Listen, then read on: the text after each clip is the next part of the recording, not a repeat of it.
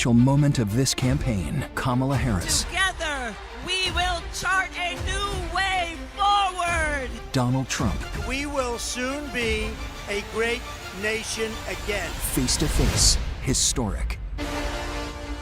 The ABC News presidential debate.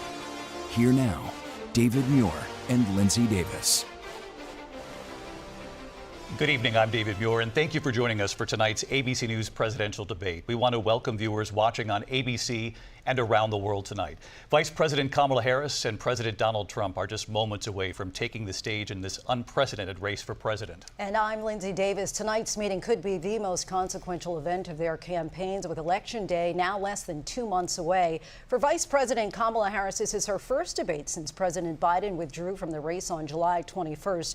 Of course, that decision followed his debate against President Donald Trump in June. Since then, this race has taken on an entirely new dynamic. And that brings us to the rules of tonight's debate. 90 minutes with 2 commercial breaks. No topics or questions have been shared with the campaigns.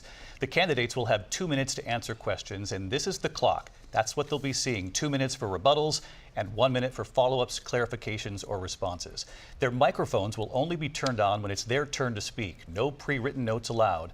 There is no audience here tonight in this hall at the National Constitution Center. This is an intimate setting for 2 candidates who have never met. President Trump won the coin toss. He chose to deliver the final closing statement of the evening. Vice President Harris selected the podium to the right.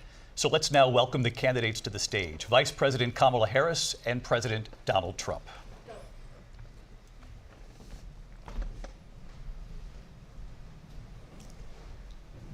Kamala Harris. Let's have a good debate. Nice to see you. Have fun. Thank you. Welcome to you both. It's wonderful to have you. It's an honor to have you both here tonight. Good evening. We are looking forward to a spirited and thoughtful debate. So let's get started. I want to begin tonight with the issue that voters repeatedly say is their #1 issue, and that is the economy and the cost of living in this country. Vice President Harris, you and President Trump were elected 4 years ago, and your opponent on the stage here tonight often asks his supporters, are you better off than you were 4 years ago? When it comes to the economy, do you believe Americans are better off than they were 4 years ago?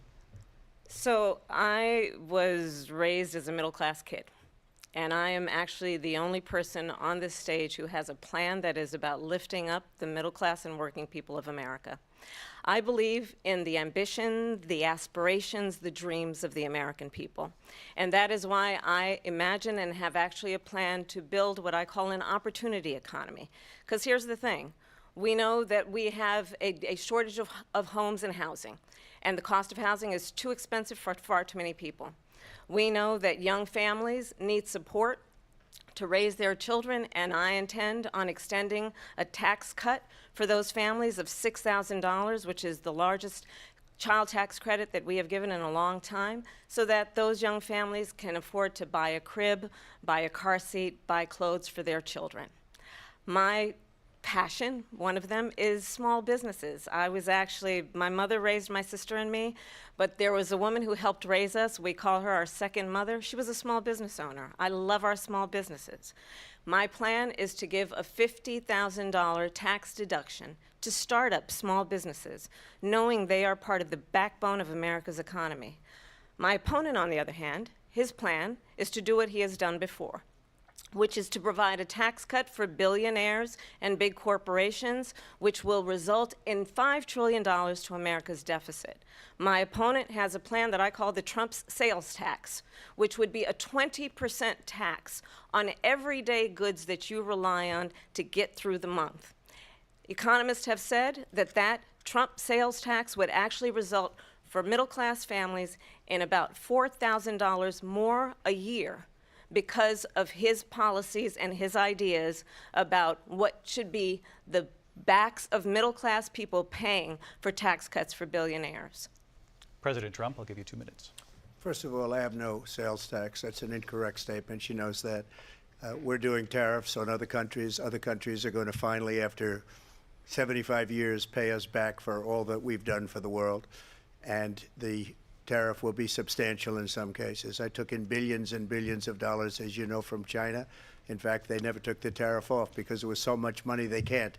It would totally destroy everything that they've set out to do. They're taking in billions of dollars from China and other places. They've left the tariffs on. When I had it, I had tariffs, and yet I had no inflation. Look, we've had a terrible economy because inflation which is really known as a country buster. It breaks up countries.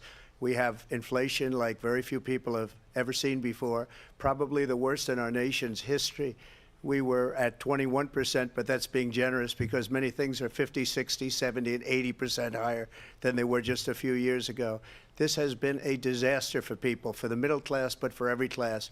On top of that, we have millions of people pouring into our country from prisons and jails, from mental institutions and insane asylums, and they're coming in and they're taking jobs that are occupied right now by African Americans and Hispanics, and also unions. Unions are going to be affected very soon.